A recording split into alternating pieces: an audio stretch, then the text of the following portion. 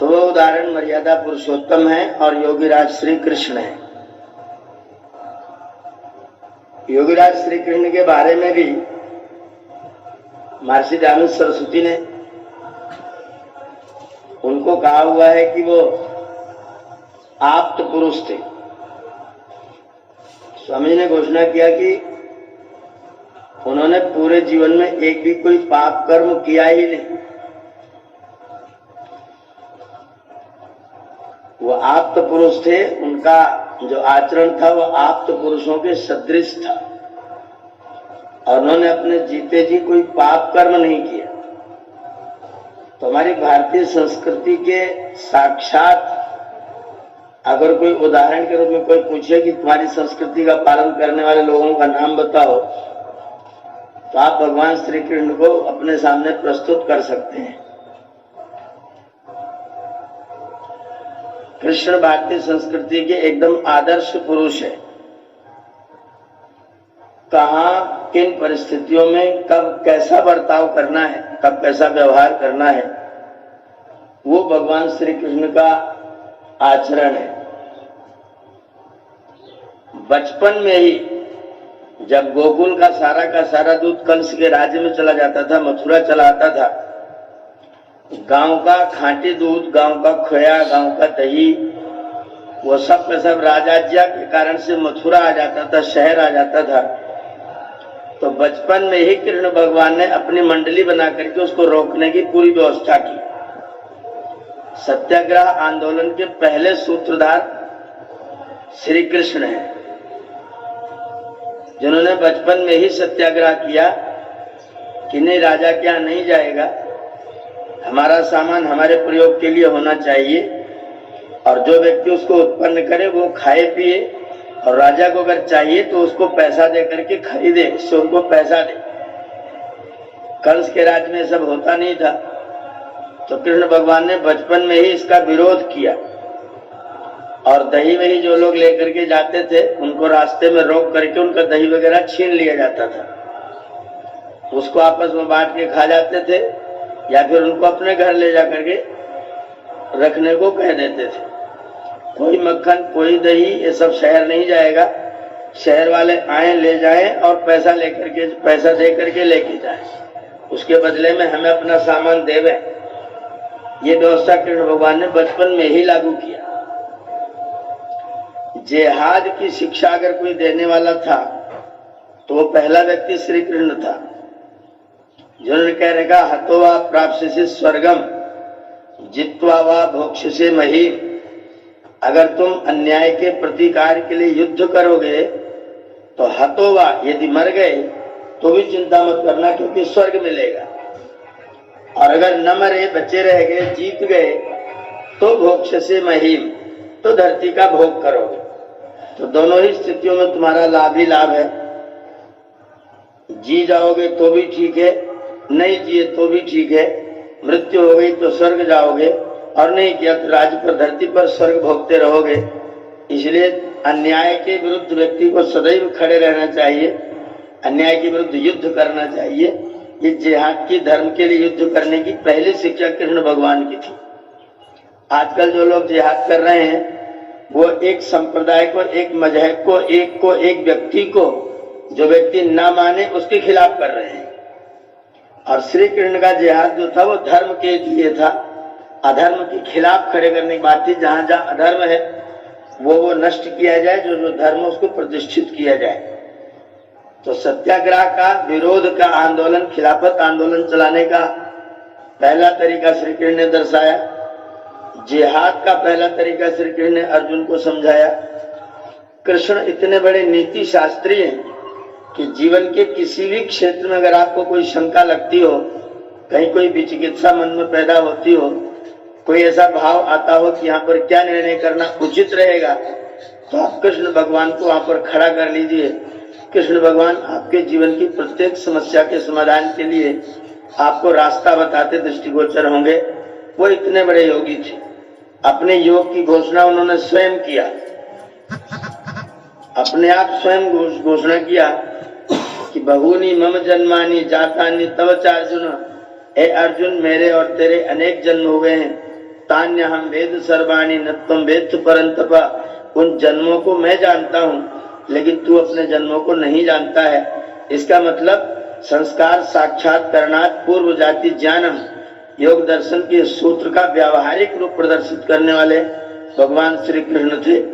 हम लोग उनको ऐश्वर्यवान, विद्यावान, बलवान, वैराग्यवान, ज्ञानवान, ईश्वर भक्त, ईश्वरोपासक होने के कारण हम लोग उनको भगवान कहते हैं। लोग उनको परब्रह्म परमात्मा तक की घोषणा करते हैं। लोग कहते हैं वो परब्रह्म परमात्मा थे, वो विष्णु के अवतार थे। उन्होंने अवतार लेकर के धरा पर अपना शरीर धारण किया था और यहाँ आकर के उन्होंने विष्णु का सारा कार्य किया। और विष्णु के कार्य में फिर जब वो कार्य का वर्णन करना प्रारंभ कर देते हैं तब फिर उसमें रासलीला ला के खड़ा कर देते हैं। राधा के साथ, कुब्जा के साथ प्यार दिखाना शुरू कर देते हैं। फिर इस तरह की कहीं कपड़े चुराना शुरू कर देते हैं, कहीं पर गोपांगना नाम चतुकुल चौरम कहना शुरू कर देते हैं। फिर वो परब्रह्म परमात्मा के ऊपर इतनी छीछा लेदर मचाते हैं जो उनके चरित्र के साथ कहीं से भी सेट नहीं होता है। भगवान श्री कृष्ण बहुत बड़े योगी थे, बहुत बड़े ब्रह्मचारी थे। 36 वर्ष के रुद्र ब्रह्मचर्य का पालन करने के बाद उन्होंने रुक्मिणी देवी से विवाह किया था। इन लंपट लोगों ने उनको 16,108 रानियां, 16,108 विवाह बता दिए। एक एक रानी से 1,000 लड़के की संतानों की स्थिति लिख करके बाकायदा लिखा हुआ है। एक एक रानी से 1,000 संतानें पैदा करवा दी और 16,108 रानियां रख दी। पता नहीं करोड़ों लोग इनकी संतान के रूप में लाके प्रकट कर दिया। तो ये जो जिस तरह का चरित्र आज लिखा मिल रहा है या लोग जिस चरित्र का प्रचारित कर रहे हैं वो वास्तव में उस तरह का कोई चरित्र नहीं था। कृष्ण भगवान बंसी वादक नहीं थे, बंसी बजाने वाला उनको बना करके और वो खड़ा करना राधा के साथ में वो लोगों की लंपटता का परिचायक है। कृष्ण भगवान एक बहुत बड़े योगी थे। उनकी पत्नी रुक्मिणी थी। कुछ लोगों को भ्रम होता है कि उनकी 2 पत्नियां थी, क्योंकि रुक्मिणी जी का सही नाम सत्यभामा था और रुक्मिणी जो शब्द है उनके भाई का नाम था रुक्मी, उनके पिताजी का नाम था रुक्मवान। तो रुक्मवान की लड़की रुक्मिणी और रुक्मवान का लड़का रुक्मी। तो माता पिता के कारण से रुक्मिणी थी वो, लेकिन उसका वास्तव नाम सत्यभामा था। तो कुछ लोग कहते हैं कि उनका नाम कोई भामा नाम की स्त्री थी, कोई सत्या नाम की स्त्री थी और कोई रुक्मिणी नाम की स्त्री थी। लेकिन सत्यभामा रुक्मिणी का वास्तविक नाम था और उनका पैतृक नाम जो था, जो पिता के कारण से जबकि लड़की द्रौपदी थी, लेकिन उसका नाम वैसे कृष्णा था। अब कृष्णा का द्रुपद के कारण से वो द्रौपदी कहलाती थी। पंचाल देश की थी, पंजाब की थी, इसलिए पांचाली कहलाती थी। तो देश के कारण पांचाली, पिताजी के कारण द्रौपदी और वास्तविक नाम कृष्णा अथवा यज्ञसेनी, यज्ञ से उत्पत्ति हुई थी उनकी, इसलिए वो यज्ञसेनी कहलाई। तो एक व्यक्ति के गुण के कारण अनेक नाम इतिहास में थे। लोग समझते हैं कि नहीं वो अलग अलग लोग थे। तो इसी प्रकार से सत्यभामा उनका वास्तविक नाम था और पिताजी के नाम कारण उनकी पत्नी रुक्मिणी जी थी। रुक्मिणी जी को लेकर के आए थे, फिर बाकायदा विवाह संस्कार किया था। विवाह संस्कार के बाद में रुक्मिणी देवी जी ने उनसे कहा कि मुझे आपके जैसी संतान चाहिए। जब उन्होंने संतान की याचना की तो कृष्ण भगवान ने कहा कि अगर संतान लाना है तो फिर आपको तपस्या करना पड़ेगा। फिर दोनों बदरिक आश्रम गए। बदरिक आश्रम में जाकर के उन्होंने तपस्तप्त्वा 12 वर्षीय 12 वर्ष का उन्होंने तपस्या किया और 12 वर्ष की तपस्या के उपरांत उनका एकमात्र पुत्र प्रद्युम्न पैदा हुआ। तो कृष्ण का एक पुत्र प्रद्युम्न है जिसका नाम इतिहास में खूब लिखा हुआ मिलता है। बाकी जो 16,108 रानियां, सबके 1,000 पुत्र, ये सब जो व्यवस्था इन्होंने बना रखी है वो मूढ़ता की व्यवस्था, लंपटता की व्यवस्था है, वैसा कुछ नहीं है। और जो मुरली उनके हाथ में पकड़ा रखी है वो वास्तव में चक्र सुदर्शनधारी थे। दुष्टों को दंड देना है, अन्याय के विरुद्ध सदैव युद्ध करना है, उसके लिए उनके हाथ में चक्र सुदर्शन था। और वो गीता के गायक थे, इसलिए उनके हाथ में शास्त्र था। शास्त्र उन्होंने पहले ग्रहण किया था, शास्त्र को हमेशा आगे रखते थे, शास्त्र को सदैव काम में लाते थे। जब भी युद्ध की बात आती थी तो युद्ध को पीछे ढकेल करके और शास्त्र से अपना काम करना प्रारंभ करते थे। इसलिए जरासंध के यहाँ पंडित बन के गए। जरासंध के यहाँ कृष्ण भगवान भीम को लेकर के पंडित बन के गए और पंडित बन करके जाकर के उनके घर में घुसे, उनके घर में जाकर के बातचीत किया, बिठाला। जब जरासंध को शंका हो गई कि ये लोग ब्राह्मण नहीं है, तो उसने कहा कि तुम्हारे हाथों की जो अंगूठे का निशान है वो ये बता रहा है कि तुम लोग ब्राह्मण नहीं हो। ये किताब पकड़ने वाले हाथ नहीं, ये तो धनुष चलाने वाले हाथ है। तो तुम लोग कुछ छद्मवेश धारण करके आए हो। तो कृष्ण भगवान ने कहा हाँ, हमने छद्मवेश धारण किया है। बोले तुम इतने बड़े नीति शास्त्री बनते हो, तुमने छद्मवेश ये गलत वेश धारण क्यों किया? बोले इसलिए क्योंकि जो लोग छद्म आचरण करते हो, जो लोग वेद विरुद्ध आचरण करते हो, उनके साथ में वेदानुकूल आचरण करने की कोई जरूरत नहीं होती है, उनके साथ में छल का ही आचरण करना चाहिए। इसलिए नीति शास्त्र के आधार पर हम तुम्हारे यहाँ आए हैं और तुमसे मल्ल युद्ध चाहते हैं। अगर पहलवान हो तो युद्ध करो। ललकार सुनी तो जरासंध भीम से भिड़ा। ऐसे जहां भी अवसर आया, जब पांडवों का अज्ञातवास पूर्ण हुआ, तो अज्ञातवास पूर्ण करने के बाद पांडव युद्ध के लिए एकदम उतावले थे। अर्जुन अपने बाणों पर रोज धार धर रहे थे, भीम अपनी गदा से अभ्यास कर रहे थे, युद्ध की पूरी तैयारी थी। धृष्टद्युम्न और द्रुपद हमेशा उस फिराक में थे कि युद्ध होना चाहिए। कृष्ण भगवान वहां पहुंचे, बातचीत चली, तो उन्होंने कहा कि हम सबसे पहले तो आप अपना एक दूत भेजिए और दूत जो निर्णय लेकर के आएगा उसके बाद हम लोग अपना निर्णय करेंगे। तो युधिष्ठिर ने पहले दूत भेजा, उस दूत को इन लोगों ने तिरस्कृत करके अपमानित करके भगा दिया। कृष्ण भगवान बोले हम एक बार फिर से शांति का प्रस्ताव लेकर के जाएंगे और हम लेकर के जाएंगे स्वयं, हम आपका शांति दूत बनेंगे और कोशिश करेंगे कि युद्ध न होने पाए, शस्त्र न चले, क्योंकि शस्त्र बहुत नुकसान पहुंचाता है। शस्त्र जाति बिरादरी मानव जाति को बहुत कष्ट प्रदान कर देता है, इसलिए शस्त्र न चलाना पड़े तो बहुत अच्छा है। कृष्ण भगवान स्वयं शांति दूत बन के गए, वहां जाकर के विदुर के यहाँ रुके, विदुर के यहाँ से शाक आदि का भोजन करके जब आए और राजसभा अपनी बात रखी, तो राजसभा में उनकी बात का तुरंत तिरस्कार हो गया, खंडन हो गया। जब कृष्ण भगवान ने जान लिया कि अब और कोई चारा नहीं बचता है, तब फिर अंत में उन्होंने कहा कि ठीक है। फिर वो माता कुंती के पास गए, बोले आपके पुत्रों के लिए आपका क्या आदेश है? तो माता कुंती ने भी कह दिया अधर्तम क्षत्रिया सूता तस्य कालो यमागता, जिसके लिए क्षत्राणियां क्षत्रिय बच्चों को पैदा करती हैं, अब वो समय आ गया है, मेरा ये एक वाक्य जाकर के युधिष्ठिर को कह देना। तो कृष्ण भगवान ने शस्त्र का प्रयोग, उसका शस्त्र ऐसा था कि अमोघ था, वो चल जाए तो फिर रुकता नहीं था, उसकी शक्ति भी अमोघ थी, लेकिन उसका प्रयोग एकदम अंतिम विकल्प है शस्त्र का प्रयोग। उससे पूर्व तमाम सारी व्यवस्थाएं हैं। पहले धर्मशास्त्र है, धर्मशास्त्र जब लागू ना हो, कोई पशुत्व करे, नालायकी करे, तो फिर उसके लिए नीति शास्त्र है। सबसे पहले धर्मशास्त्र लागू करिए, धर्मशास्त्र की न चले तो फिर नीति शास्त्र लागू करिए, नीति शास्त्र भी न मान्य हो तो फिर आप शस्त्र लागू करिए। ये कृष्ण का संदेश था हमारे लिए। वो पूर्ण योगी थे और योग पूर्वक अपनी बात को कहते थे, और उनके योग की परिभाषा भी योगा कर्मसु कौशलम थी। योग है कर्म की कुशलता। आप अपने कर्मों को, जो आपके जीवन के कर्तव्य कर्म है, नियतम कुरु कर्मत्वम कर्म ज्यायो है कर्मणा, आलसी रह के निकम्मे रहने के बजाय व्यक्ति को कर्म करना चाहिए, और जो उसने अपने वर्ण आश्रम की व्यवस्था के अनुसार, नियत कर्म का मतलब है वर्ण आश्रम की व्यवस्था के अनुसार, वर्ण के नियमानुसार और आश्रम के नियमानुसार।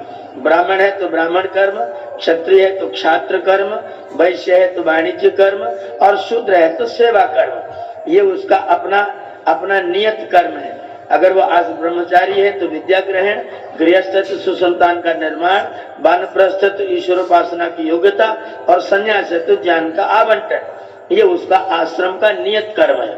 तो दोनों तरह के नियत कर्म को जो व्यक्ति आश्रम की व्यवस्था और वर्ण की व्यवस्था जो वैदिक रूप से निर्धारित है, उसमें जो निर्धारित कर्म है उनका नाम नियत कर्म है। कृष्ण भगवान कहते हैं नियतम कुरु कर्मत्वम, हे अर्जुन तुम अपने नियत कर्म को करो, जो तुम्हारे वर्ण के अनुसार, तुम्हारे आश्रम के अनुसार निर्धारित कर्म, तुम उस कर्म को करो। यह कर्म ही व्यक्ति को सफल बनाता है, या कर्म ही व्यक्ति को जीवन प्रदान करता है। तो तुम नियत रूप से कर्म को करो।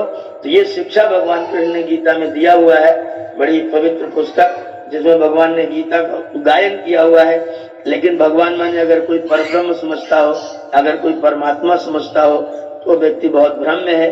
कृष्ण भगवान एक मानव शरीरधारी मानव थे, और वो बहुत बड़े योगी थे, बहुत बड़े महापुरुष थे, बहुत बड़े शस्त्रों के ज्ञाता थे। बहुत बड़े शास्त्रों के ज्ञाता थे। शस्त्र अस्त्र और शास्त्र दोनों ही विधा में अति कुशल, क्षात्र धर्म वाले, क्षत्रिय धर्म वाले यदुकुल नंदन वृष्णि इनके पिताजी का वंश था। वसुदेव जी बिहार के रहने वाले थे और वहां के वृष्णि वंश थे, इसलिए इनका नाम वार्ष्णेय था। वसुदेव के पुत्र थे इसलिए इनका नाम वासुदेव था। इंद्रियों पर इनका बस था इसलिए ऋषि का नाम इंद्रिया नाम ईशा, इसलिए इनका नाम ऋषिकेश था। योग बहुत अच्छा जानते थे इसलिए योगी राज थे। ऐसे कृष्ण भगवान का जन्मदिन है, हम उनका बहुत बहुत सम्मान, बहुत बहुत आदर करते हैं। उनके प्रति अपनी पूरी की पूरी श्रद्धा और निष्ठा समर्पित करते हैं। उन्होंने जो योग का मार्ग बताया, उन्होंने जो शास्त्र का मार्ग बताया, उन्होंने जो नीति शास्त्र बताया, उन्होंने जो धर्म शास्त्र बताया, हम उस नीति धर्म और उनका जो शास्त्र था और शस्त्र था, दोनों ही उनकी विधाएं थी, हम उनका समर्थन करते हैं, उनको स्वीकार करते हैं।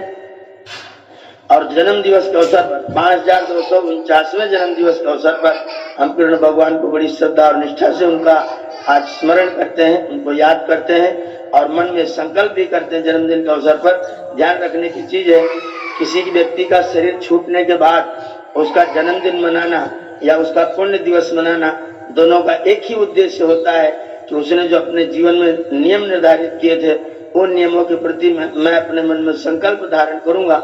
उस संकल्प को धारण करने के लिए उनका जन्मदिन और पुण्य स्मृति दिवस मनाया जाता है। तो हम उनका जन्मदिन इसलिए मना रहे हैं क्योंकि हम गीता के गायक का जो चरित्र था उसको हम अपने जीवन में धारण करने का संकल्प लेते हैं। शास्त्र आगे, शस्त्र पीछे। शास्त्र पहला प्रयोग और अंतिम एकदम अनंतिम विकल्प, जिसके बाद और कोई विकल्प बचता ही नहीं है। वहां आकर के दंड का विधान, उससे पहले साम दाम और भेद की नीति किया जाए और सब संत में जब कुछ भी न बचता हो तो फिर दंड का विधान भी आवश्यक होता है, परम आवश्यक होता है। ये जो उनका तरीका था, जो उनकी पद्धति थी जीवन को जीने की, उस पद्धति को जीवन में धारण करने का हम सब लोग संकल्प लेते हैं। इसलिए भगवान श्री कृष्ण का 5249वां जन्मदिन मनाते हैं। इसके लिए आप सब लोगों को बहुत बहुत बधाई, सब लोगों का बहुत बहुत धन्यवाद। ओम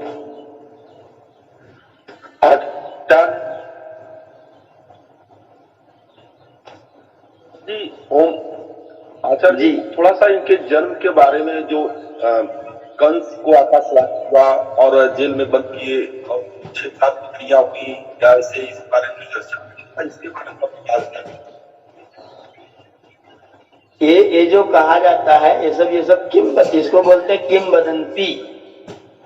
किंवदंती माने कुछ ऐसे ही कह सुन करके प्रचलित कर देना, और उसका उद्देश्य है किसी व्यक्ति को कुछ चमत्कारी, कुछ विलक्षण, कुछ अलग सिद्ध करना। उसके उद्देश्य से कुछ इस तरह की बातें इतिहास में किंवदंती के रूप में चला दी जाती हैं।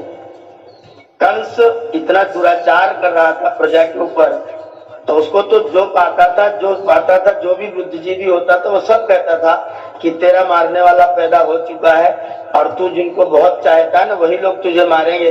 तू जिनके लिए सब पाप कर्म कर रहा है, तू जिन अपने परिवारी जनों के लिए तू ये सब पाप कर्म सारी जनता को सता रहा है, वही परिवारी जन तेरी हत्या का कारण बनेंगे। ये उसकी आत्मा खुद उसको कह रही है, वहां उस राज्य के रहने वाले लोग कह रहे हैं। कोई आकाशवाणी इस तरह से आकाश से सुनाई नहीं देती है कि ऐसा कर्म कर रहा है इसलिए तेरे को ये फल मिलेगा। ये सब कहानियां किंवदंतियां मात्र हैं, तो कोई माननीय कहानियां नहीं है। देवकी को आचार्य जी उसने बंद किए थे जेल में, कंस कारागृह में डाले थे।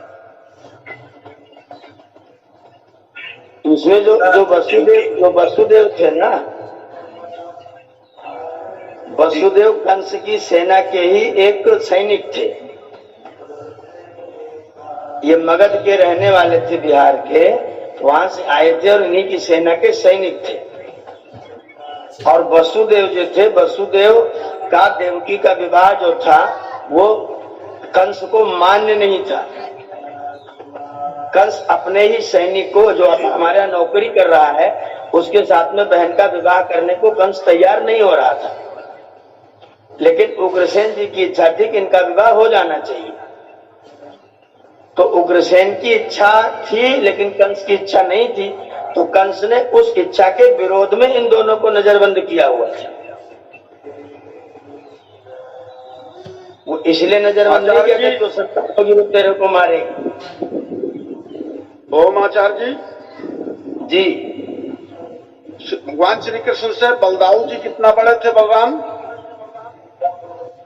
आयु में कितना अंतर होगा ये तो कोई विशेष वो नहीं पता चलता है, उनका कोई तारीख नहीं मिलती है, लेकिन कुछ 4-6 साल का अंतर था। आचार्य जी, देवकी और यशोदा से क्या संबंध था दोनों का? जी देवकी जो कृष्ण की जो जन्म थी, हाँ जी हाँ। देवकी और यशोदा क्या संबंध था? देवकी और जो यशोदा पाली है यशोदा जी,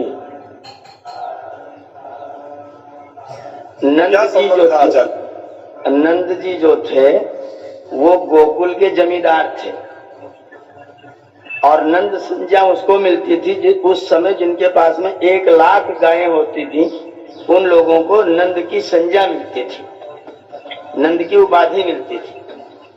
तो नंद जी जमींदार थे और ये दोनों नजरबंद थे, तो इन्होंने उसकी सुरक्षा व्यवस्था के लिए कि बच्चे यहाँ रहेंगे, कष्ट प्राप्त होगा, हम लोग स्वयं संकट में कष्ट में हैं, तो बच्चों को कष्ट ना हो, इस भावना के साथ में उन्होंने जमींदार के घर में कृष्ण भगवान को पालन पोषण के लिए छोड़ा हुआ था।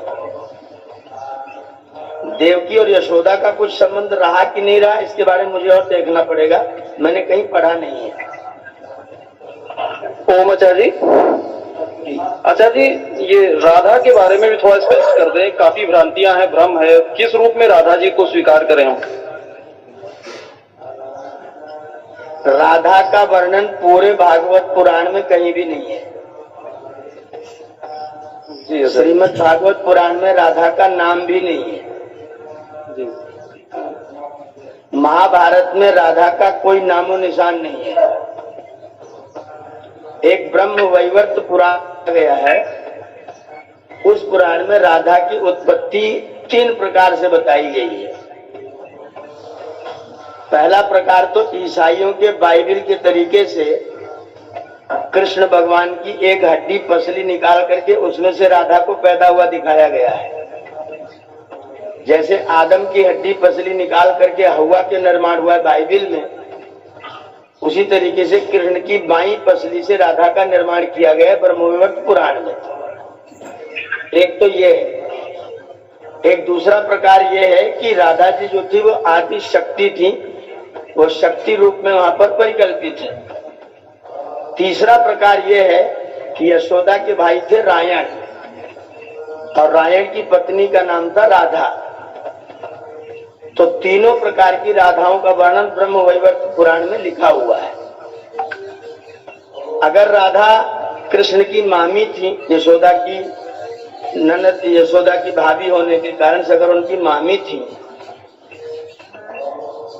तो मामी के साथ में कृष्ण का इस तरह से प्यार व्यार का संबंध जोड़ना ये मूर्खता है, मूढ़ता है।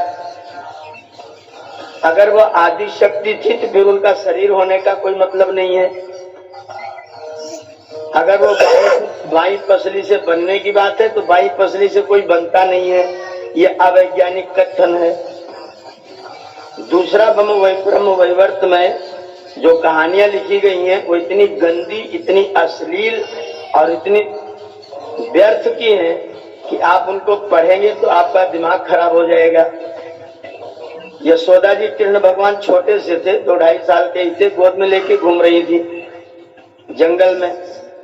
यशोदा जी थक गई तो उन्होंने देखा कि कोई व्यक्ति हो मेरी सहायता कर दे, तो वहां इनको राधा दिखाई पड़ी। अब राधा उसमें युवती थी, तो उन्होंने राधा को कृष्ण को पकड़ा दिया, बोले ये तुम लो और थोड़ी देर रखना, मैं भी आ रही हूं। यशोदा जी चली गई। इसी बीच में जब यशोदा जी चली गई तो राधा ने कृष्ण भगवान को, या कृष्ण भगवान ने अपनी शक्ति से अपने आप को जवान कर लिया। जो बच्चे 2.5 साल के थे वो अपने आप को जवान कर लिए, और जवान करने के बाद में फिर दोनों ने बहुत भोग किया। उसके बाद जब वो आई जब यशोदा जी, तो फिर से कृष्ण जी छोटे से बच्चे बन के गोद में खेलने लग गए। ये लंपटता ब्रह्मवैवर्त पुराण की कथा में लिखी हुई है। अब अगर ऐसा अगर ये कथा सत्य है तो फिर कृष्ण भगवान कैसे थे और वो राधा कैसी थी? ये बहुत भयंकर, बहुत विचित्र, बहुत उद्विग्नता कारक, क्षोभ कारक चीजें ब्रह्म वैवर्त पुराण में राधा के बारे में लिखी गई है। सीधी सी बात है, राधा नाम की किसी भी स्त्री को कृष्ण के साथ में नहीं जोड़ा जाना चाहिए। अगर है तो केवल वही रायन की पत्नी वाला, मामी वाला जो व्यवस्था है, संबंध है, जो परिचय है, वो स्वीकार किया जा सकता है। रायन की पत्नी कोई राधा हो सकती है और वो इनकी मामी लगती है, तो मामी अगर भांजे को स्नेह करेगी तो कोई बड़ी बात नहीं है। लेकिन प्यार करके और ये सब जो कहानी पुराणकारों ने लिखी है वो केवल कृष्ण के चरित्र को दूषित करने के उद्देश्य से लिखी और उसका कुछ भी मतलब नहीं है। आचार्य जी, मेरा एक और प्रश्न था। ये आज के वामपंथी मिलावट के तथाकथित युग में इतनी भ्रांतियां, इतनी बुराइयां हम देखते हैं, इससे कई गुना बड़ी बुराइयां पुराण में, जैसा कि आप बता रहे हैं, ये सारी चीजें मिल रही हैं। उस समय का समाज तो काफी जागरूक था, फिर इनको, ऐसे लोगों को कैसे समाज स्वीकार करता है? इनको तथाकथित लोगों को सीधे फांसी भी लटकाना चाहिए था उस समय। नहीं, ये पुराण लिखा कब गया है जी? पुराण का लिखने का समय क्या है बताएं, आप, ज्यादा जानकारी नहीं है सर जी। हाँ, इसीलिए ये अपने को ये प्रश्न पैदा हो रहा है। सारे पुराणों का रचना काल 7वीं शताब्दी के बाद का है।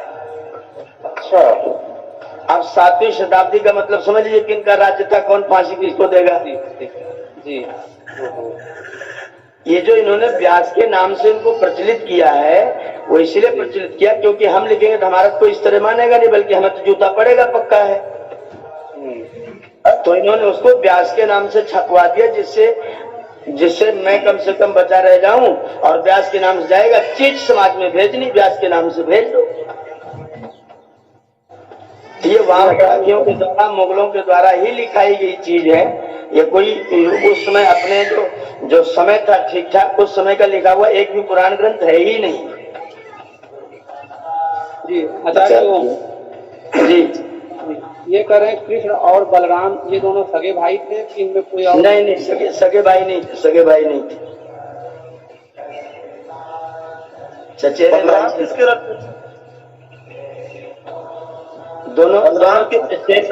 दोनों चचेरे भाई थे। और बलराम जी जो थे, इनको रोहिणी, इनकी अम्मा का नाम था बलराम जी के, ये रोहिणी के पुत्र थे और ये इनको गोकुल में ही मिले थे।